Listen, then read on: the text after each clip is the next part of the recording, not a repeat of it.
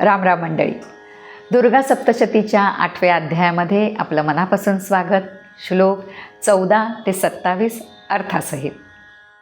यस्य देवस्य यद्रूपै यथा भूषणवाहनं तद्वदेव हि तच्छक्ति रसुरान् योद्धुमाययौ हंसयुक्तविमानाग्रे साक्षसूत्रकमण्डलुः आयाता ब्रह्मणशक्तिर्ब्रह्माणी साभिधीयते माहेश्वरी वृषारूढा त्रिशूलवरधारिणी महाहिवलया प्राप्ता चन्द्ररेखा विभूषणा कौमारी शक्तिहस्ता च मयूरवरवाहना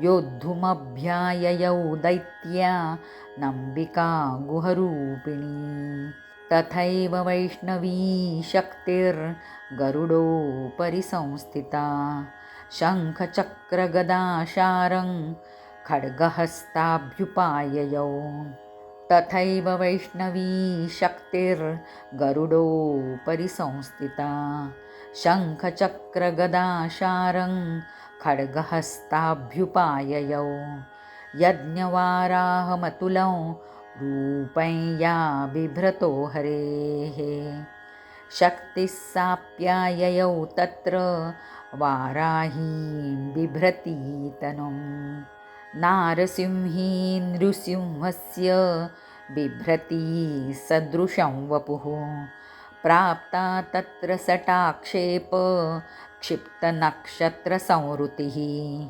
वज्रहस्ता तथैवैन्द्री गजराजोपरि स्थिता प्राप्ता सहस्रनयना यथा शक्रस्तथैव सा ततः परिवृतस्ताभिरीशानो देवशक्तिभिः हन्यन्तामसुराः शीघ्रं मम प्रीत्याह चण्डिकां ततो देवी शरीरात्तु विनिष्क्रान्तातिभीषणा चण्डिका शक्तिरत्युग्रा शिवा शतनिनादिनी सा चाह धूम्रजटिलमीशानमपराजिता दूतत्वं गच्छ भगवन् पार्श्वं शुम्भनिशुम्भयोः ब्रूहि शुम्भन्निशुम्भै च दानवावतिगर्वितौ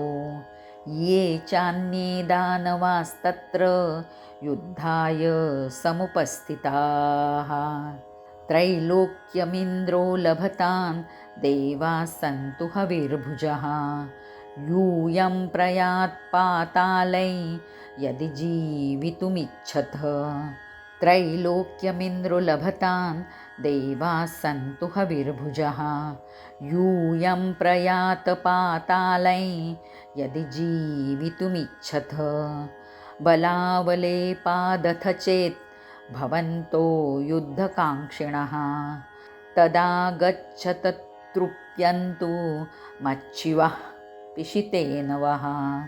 ज्या देवाचं जसं रूप, जशी वेशभूषा, जसं वाहन, ठीक तसंच स्वरूप घेऊन प्रत्येकाची शक्ती दैत्यांशी युद्ध करण्यासाठी आली.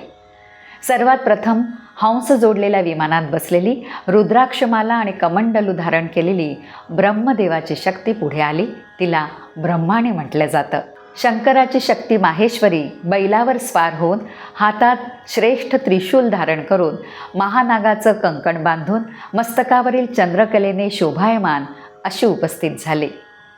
कार्तिकेयाची शक्ती कौमारी देवी त्याचंच रूप धारण करून श्रेष्ठ मोरावर स्वार होऊन हातात शक्तीत घेऊन दैत्यांशी युद्ध करण्यास आली. याचप्रमाणे भगवान विष्णूंची शक्ती गरुडावर स्वार होऊन शंख, चक्र, गदा, शारंग, धनुष्य आणि तलवार हातात घेऊन तिथे आली. अतुल असं यज्ञवराह रूप धारण करणाऱ्या श्री विष्णूची शक्ती ती पण वाराही रूप घेऊन तिथे आली. जिच्या मानेवरील आयाळीच्या तडाख्याने आकाशातील तारे खाली पडत अशी नारसिंही शक्ती देखील नृसिंहासारखं शरीर धारण करून तिथे आली.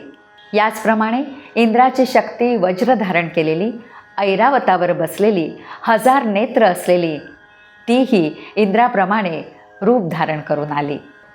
तेव्हा त्या देवशक्तीने वेढलेला असा शंकर चंडिकेला म्हणाला की माझ्या प्रसन्नतेसाठी तू सर्व राक्षसांना त्वरित मारून टाक. तेव्हा देवीच्या शरीरापासून अत्यंत भयंकर, अत्यंत उग्र अशी शेकडो कोल्ह्यांच्या ओरडण्याप्रमाणे गर्जना करणारी चंडिकेची अंशभूत शक्ती प्रकट झाली. ती अपराजिता शक्ती धूम्रवर्णाच्या जटाधारी शंकराला म्हणाली, हे भगवन, तू माझा दूत होऊन शुंभ निशुंभाकडे जा. अत्यंत गर्विष्ठ अशा शुंभ निशुंभ दैत्यांना आणि दुसरे जे आणखी राक्षस तिथे युद्धासाठी उपस्थित असतील त्यांना असं सांग की जर तुम्ही जिवंत राहू इच्छित असाल तर असं मान्य करा की इंद्राला त्रैलोक्याचं राज्य मिळावं, सर्व देवांना आपापला यज्ञभाग उपभोगता यावा आणि तुम्ही पाताळात जावं. जर सैन्यबळाच्या गर्वाने तुम्ही युद्ध करू इच्छित असाल तर पुढे या. माझ्या शिवा इत्यादी शक्ती तुमच्या मांसाने तृप्त होत. मंडळी, आपल्याला हा भाग आवडला असेल तर लाईक करा, शेअर करा. चॅनलवर नवीन असाल तर सबस्क्राईब करा. तेव्हा पुन्हा भेटूया पुढच्या भागामध्ये.